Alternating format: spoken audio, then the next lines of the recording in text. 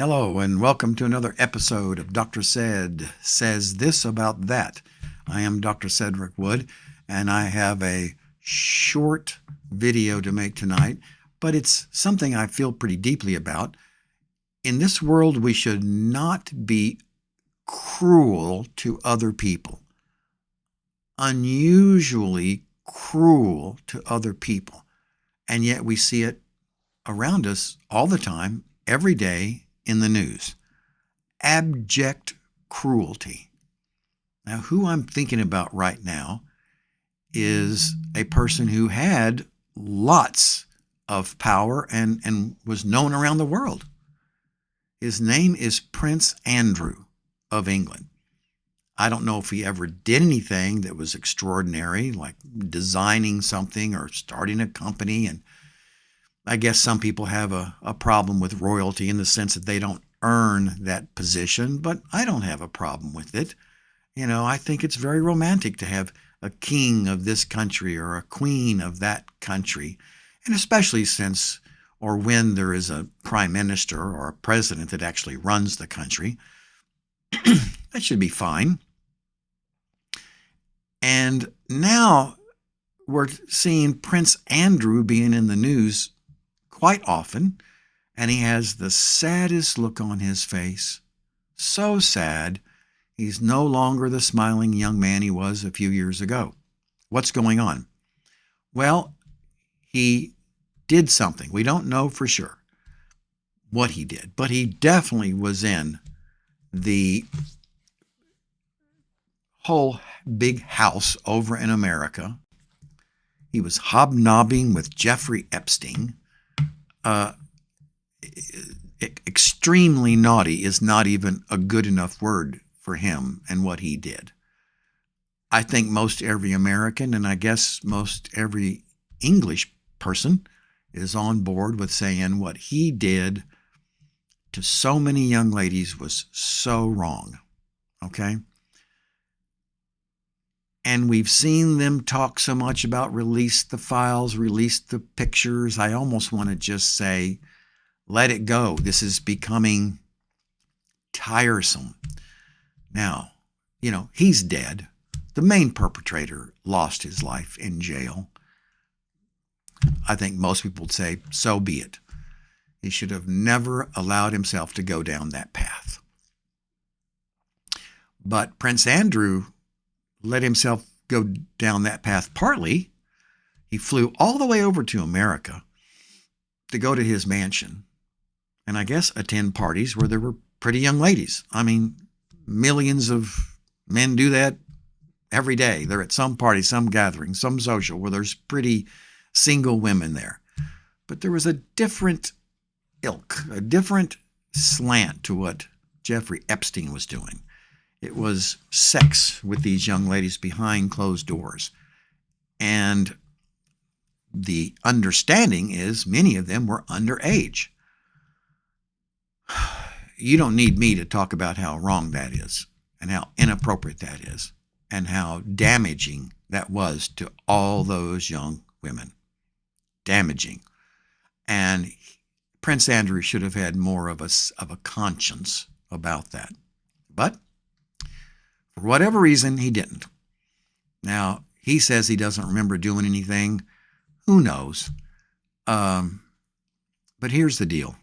He's been punished horribly by the embarrassment. I don't know what his personal life is. Maybe he has friends that he spends time with, and he's overall happy.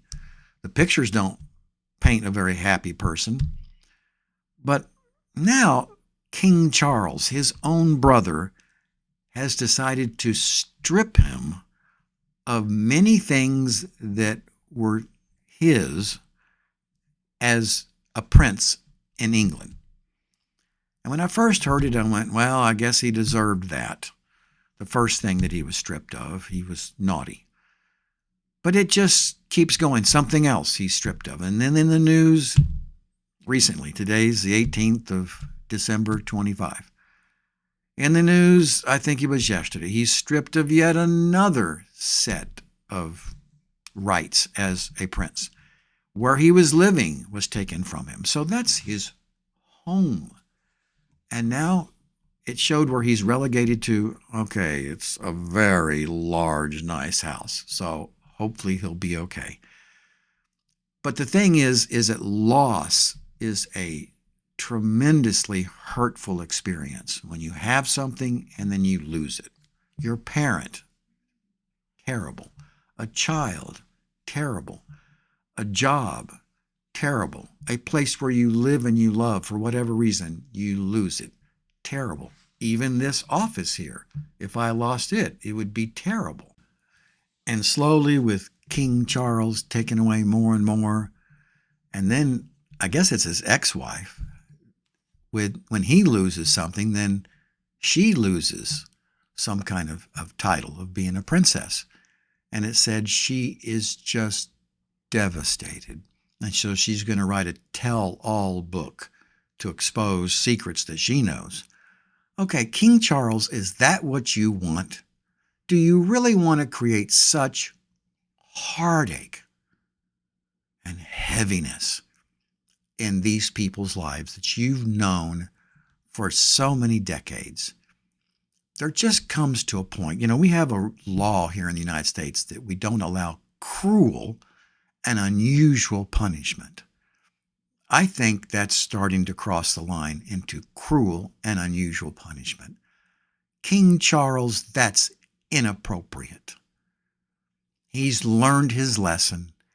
Everybody has learned that when you do that, you get this. You get loss in your life. We're seeing that. We're learning it. Will that stop hundreds of thousands of men behaving badly? Probably not, sadly enough. But just think about it, King Charles. I think you're getting to the place, as of yesterday, that it's inappropriate, unkind, uncaring, and abjectly cruel to take anything else from him. And, it wasn't even something that we know he did. Now, I don't want to let him off the hook if he did things, but we don't know for sure. And so, there's something to be said for let bygones be bygones. Let's move forward. Epstein is dead, and he's gotten 1,000 times more press than he deserved. But hopefully we've all become better people because of this fiasco. His lady that helped him is living in prison. I think it's time to move on. Thank you for listening. I am Dr. Cedric Wood, and I'm going to keep fighting for encouraging people not to be cruel and unkind to each other. Have a Merry Christmas.